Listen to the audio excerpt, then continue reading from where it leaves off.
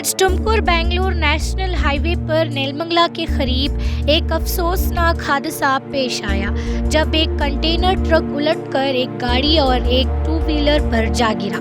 इस हादसे में 6 अफराद जो तमाम चंद्रम यागप्पा गोल के खानदान से ताल्लुक़ रखते थे अपनी जानों से हाथ धो बैठे। ये हादसा तलकेरे के करीब बेंगलुरु के करीबी इलाके में पेश आया। चंद्रम यागप्पा गोल जो विजयपुरा के रिहायशी और IIST सॉफ्टवेयर सॉल्यूशंस के CEO थे, इनमें शामिल थे। चंद्रम ने ऑटोमेटिव और एम्बेडेड सॉफ्टवेयर डेवलपमेंट में 18 साल का तजुर्बा हासिल किया था और इन्होंने national institute of technology Surathkal से इलेक्ट्रिकल और इलेक्ट्रॉनिक्स इंजीनियरिंग की डिग्री हासिल की थी। तमाम मुतासरीन को इस वक्त नेलमंगला गवर्नमेंट अस्पताल मुंतकिल किया गया है।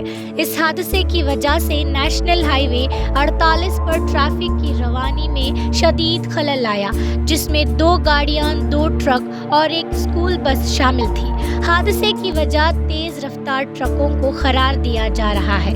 हुकाम ने मौके पर पहुंचकर बचाव की कार्रवाइयां शुरू की हैं।